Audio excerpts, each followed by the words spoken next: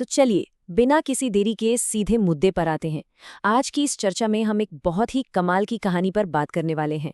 एक ऐसी कहानी जो देखने में तो दो बीजों की है, लेकिन असल में ये हमें धैर्य, कड़ी मेहनत और उस ग्रोथ के बारे में बहुत कुछ सिखाती है जो अक्सर हमारी आंखों से छिपी रहती है। हम थॉमस, जैक और बेन की कहानी के जरिए आम और सेब के बीजों का बढ़ना समझेंगे और जानेंगे कि क्यों हमें कभी भी अपनी लाइफ की तुलना दूसरों से नहीं करनी चाहिए। अब एक बहुत ही दिलचस्प सवाल, क्या सफलता हमेशा जल्दी मिलती है? मतलब जरा सोचिए, क्या तुरंत रिजल्ट मिलना ही प्रोग्रेस की इकलौती निशानी है? अक्सर होता क्या है ना कि जब हमें तुरंत नतीजे नहीं मिलते तो हम फ्रस्ट्रेट हो जाते हैं, निराश हो जाते हैं।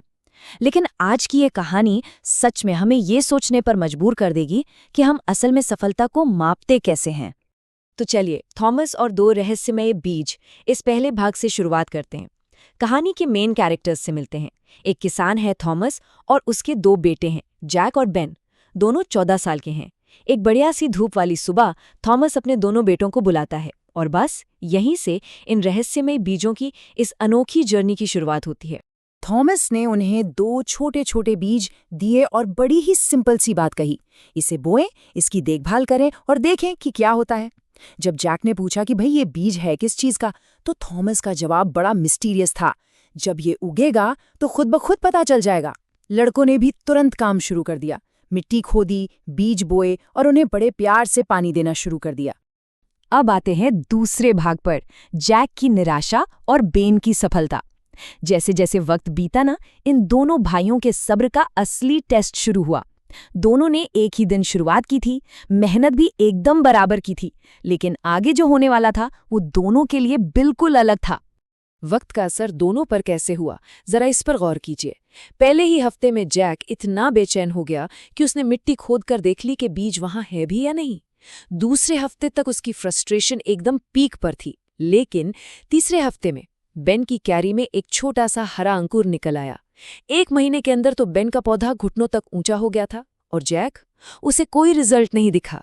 एक तरफ जैक का दर्दनाक इंतजार था और दूसरी तरफ बेन की तेजी से दिखने वाली कामयाबी। यहाँ दोनों का माइंडसेट कितना अलग था, है ना? एक तरफ जैक है जो लगातार पानी तो दे रहा है, लेकिन अंदर से इतना बेचैन है कि उसने बीज ही खोद कर निकाल लिया। और दूसरी तरफ बेन, जिसने बड़ी शांति से पानी दिया, अपनी बीज के साथ कोई छेड़छाड़ नहीं की, और सबसे जरूरी बात, उसने प्रोसेस पर पूरा भरोसा रखा।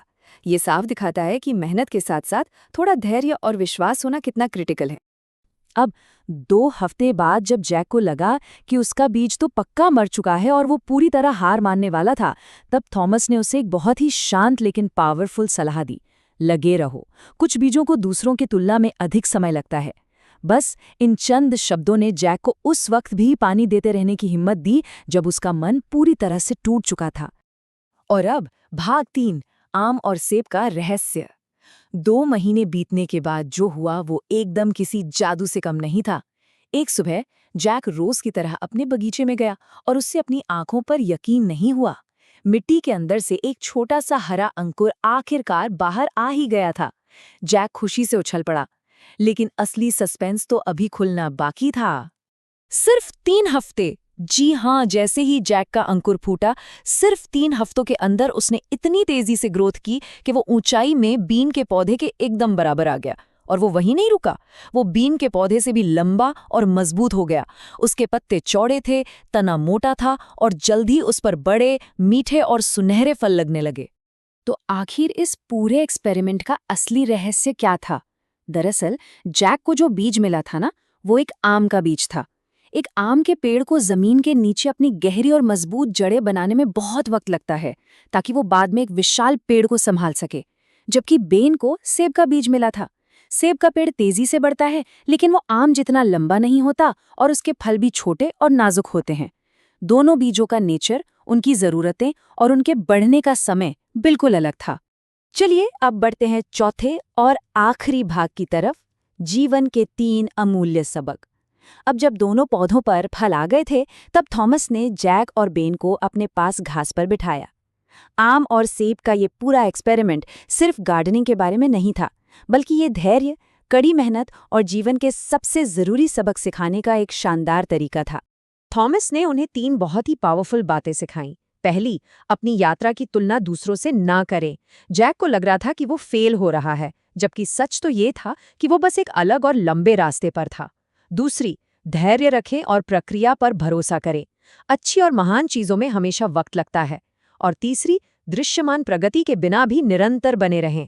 अगर आपको तुरंत रिजल्ट नहीं दिख रहे तो इसका मतलब ये बिल्कुल नहीं है कि आप हार गए हैं। इसका सीधा सा मतलब है कि आप कुछ अलग उगा रहे हैं। अब जरा निरंतरता यानी कंसिस्टेंसी को समझिए। जब कोई रिजल्ट नहीं दिख रहा था तब निराश होने के बावजूद पानी देते रहना जरूरी था। आम का पेड़ मिट्टी के नीचे बड़ी खामोशी से अपना काम कर रहा था, अपनी जड़ें जमा रहा था। अगर जैक हार मान लेता तो वो सारा अंडरग्राउंड काम बेकार हो जाता। प्रोग्रेस का ना दिखना इस बात का सबूत नहीं है कि ग्रोथ नहीं हो रही है।